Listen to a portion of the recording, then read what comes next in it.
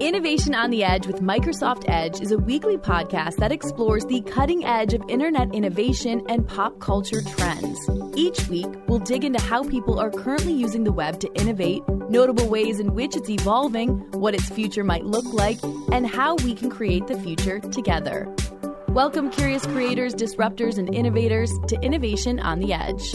We live in a world today where kids want to grow up to be influencers. Instead of going to college, they're posting TikTok dances and starting YouTube channels, all in the effort to seek a little clout and recognition. And it's big business. Today, my guest is Kat Stickler, a social media influencer with 6.6 million followers on TikTok and over 600,000 on Instagram. She got her start by posting comedy and prank videos on her channel. In less than 1 year, she became internet famous. So this is all kind of new for her.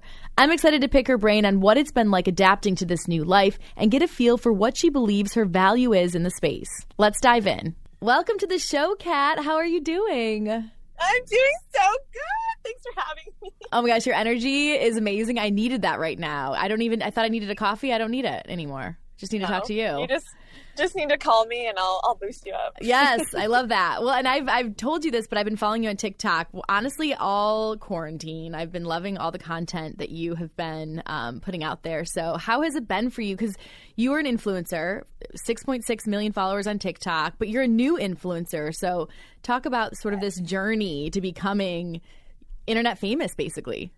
It's been just a huge blessing, and I love it so much. Like, I literally wake up every morning, and I'm like, I cannot believe I get to do this. Yeah, I'm so lucky. I love coming up with content, skits, and like making stories, and trying to figure out what works, what doesn't work, and communicating with people all over the world. I think it's amazing. I love it. That's beautiful. And I think that like right now, the world we live in, there are so many different paths to take to become an influencer. What's been your specific path? Can you kind of walk us through it? Just being authentic has always been my safe haven. Like, if ever I put a video out that's not really coming from the heart, or it's something where I'm not bringing the right kind of energy, like I'm not in the right mindset, it doesn't do well. But if I come authentically and honest, like, people can relate to that, and that's always makes you feel more genuine. Yeah, of course. Did you ever think you'd be an influencer? Is this kind of like would it sort of fall Oh in your God, lap? no. No, really? Kind of talk us through that. No, I have this belief. I think everyone knows exactly what they want to do with their life. I think they know their purpose. I think you know it. But I think it's sometimes so scary and out there. You're just like, no, I don't know it. That could never happen. Let me think of something realistic. And I always thought of doing this, and I would see people that did it, and I was like, wow, that is so cool. I want to do that. But I was like, no, I could never do that. That's embarrassing. Like, what would, my friends think? Not even my friends. People I don't even know from high school. What would they think? Yeah. But, no, I don't care. Here you are. Well, and that's my question too. Do you put everything out there? I mean, you said you're authentic with your audience, but like, how transparent are you? Do you hold anything back? I mean, yeah, I hold some personal stuff back, yeah, mostly for like me and my baby. But I think experiencing an unexpected pregnancy and going through that whole process, and it's like, you can't really hide being pregnant. Totally. I think that helped me kind of not care what people thought, because honestly, when I first found out I was pregnant, I was like, I'm not leaving this house. Aww. I'm gonna wear baggy t-shirts. No one's gonna see me. I was so embarrassed, and then I started like owning it and embracing it, and it's helped me. I think that's really helped me just kind of be as authentic as I can with this whole process. Totally. And it's like feeling like in those moments you're like, you probably, I can't imagine, I've never had a baby, but like feeling like you're the worst version of yourself because you're feeling bloated and like sick and nauseous, but then to have like an audience just rally around you, and like that's got to be so encouraging, and just to have people rally behind you has got to be pretty powerful. Well, actually, I didn't really get onto TikTok until after I had her. Okay. And I was like alone in quarantine, and so I think that was huge for my personal growth, like being able to go through that, feeling like I didn't have that support, and still being proud of it, and like being like, you know what? Yeah, I'm having a baby, and maybe you're not, and maybe my story isn't this quintessential perfect wrapped up in a bow kind of thing, but owning that has really impacted how I live my life and how my life is now. It's so crazy. That's so great. This day and age, how do you see the impact influencers have on the retail space? Because obviously you're doing a lot of now, brand deals and stuff like that. But what's your thought overall, the impact influencers have? I think it's explosive. I think whatever product you represent is a reflection of you. So I think it's a big deal to say yes to a product or a brand or anything like that. And I think because people trust you, because you take them on your journey, you're authentic with your story. You show them when you're crying, you show them when you're happy, you show them when you're experiencing self-doubt. And you also show them, hey, also I tried this, I don't know, makeup or jewelry brand and I really like it. Right. And you're like their best friend. They feel like that you're their best friend, which is huge. Yeah. Are your yeah, it's kind of cool. Are your followers generally interested in what you are wearing, eating, like the makeup you're using? Do you find that that's something that is happening constantly? Yeah. Yeah. They want to know what I eat. Oh my gosh. A lot of stuff. I'm like, you don't want to know. Well, what is your strategy in talking to your followers when it comes to selling brands? I just try to be honestly genuine in whatever ad I'm trying to do or anything. I make it known it's an ad, and I make it known that I have been using the product. I do not post about it unless I've been using it for at least a month and I see something that I like, unless it's like, jewelry and I can just put it on right there. And also I just try to give as much value as I can. Like I do workouts with my trainer. I post every single thing I do. If I make a healthy shake, even though it might not taste good, it's good for you. I post the ingredients, or like just things that I would want to see, I try to put on my page. And have you been someone who's actually bought something from an influencer? Like, is this something so you can kind of relate to it in that way? Oh, yeah, for sure. Like, of course. I bought all the TikTok things, for sure. I know. Those TikTok ones get me. I'm like, same, girl. Sold. Same. What would you say is the value? What do you think that the vibe is that influencers bring to the internet and just this world we live in? I don't know. I think social media has become this whole different kind of beast, and it has such a beautiful thing to it. It can be so powerful. It can also be super negative. Like you have like cancel culture, and you have people, getting affected by comparing themselves and stuff like that. So I think, and we're going to go with Spider-Man again. With great power comes great responsibility. Totally. That's so real. And that's a big thing. And I'm learning, I'm like growing up with everyone too. So it's a learning experience, and I'm excited to see it grow. And it's kind of shocking how big it's getting and how big it's been getting. So it's cool to be a part of it. Just to kind of second that, like I sort of grew up in the YouTube space. Like I started a YouTube channel in 2009 and sort of had success early on. And so I kind of lived in the early days of the influencer world. But I think I think the powerful thing on my end was like having kids come to you saying like, you saved my life, or like I watched you every day when I got home from school. And I'm sure you're getting that same response where it's like, with great power comes great responsibility. Like you realize, and I don't think that you always realize it when you get into it, but how important your role actually is.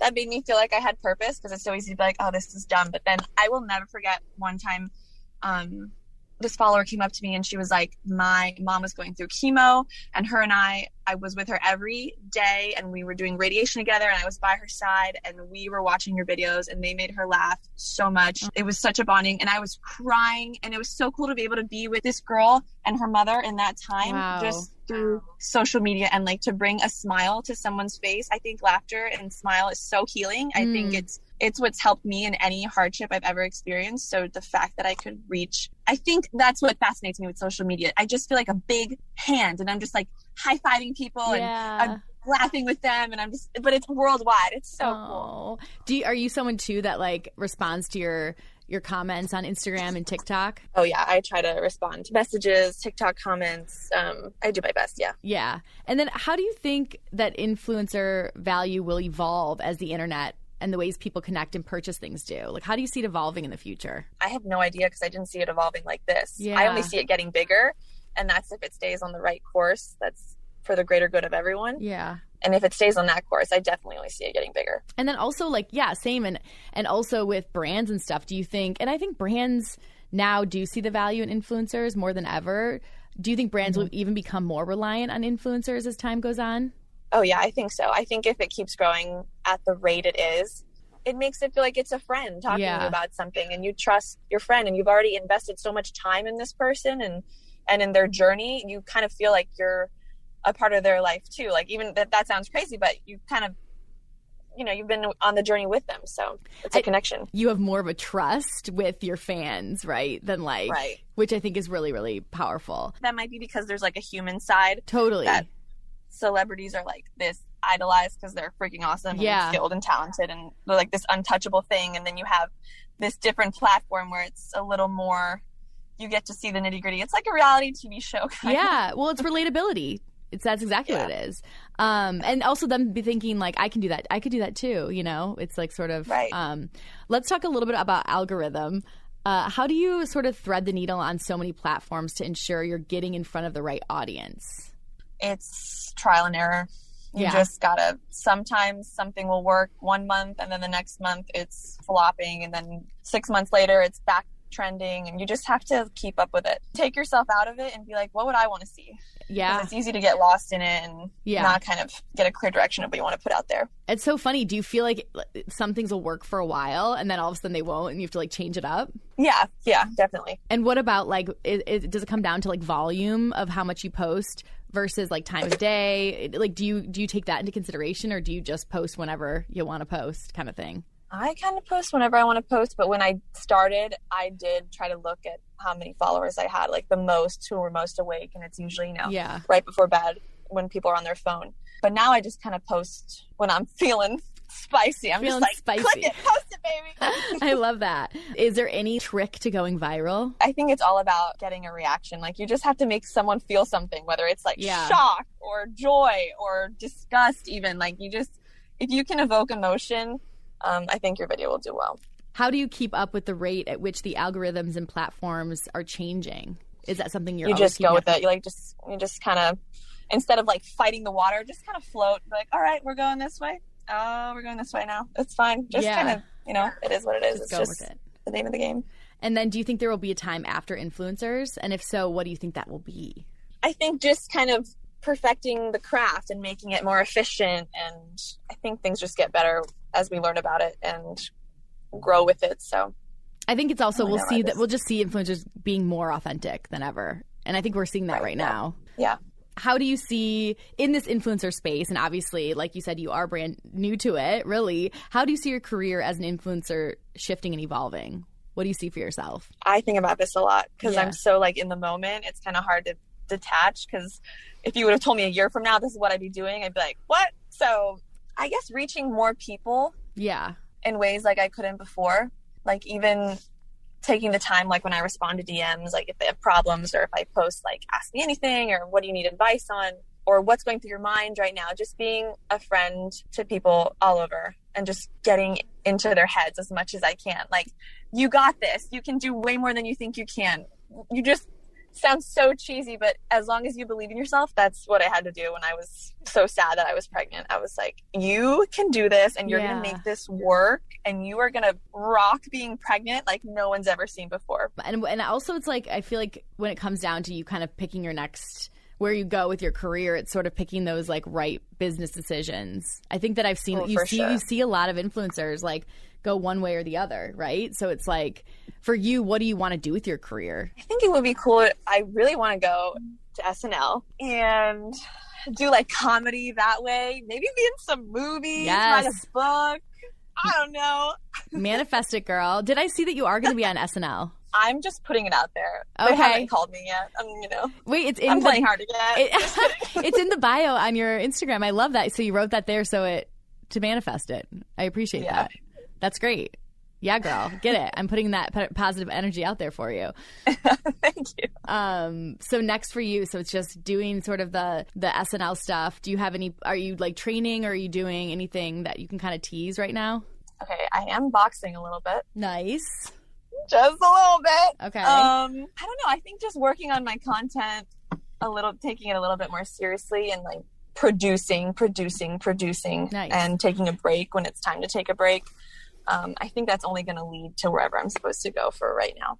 Awesome. And have you gotten any advice from other influencers that have been in the space longer about sort of how to have longevity? I've had talks with them about kind of mostly dealing with cancel culture, negative comments, a video that kind of went viral that got bad feedback, things like that.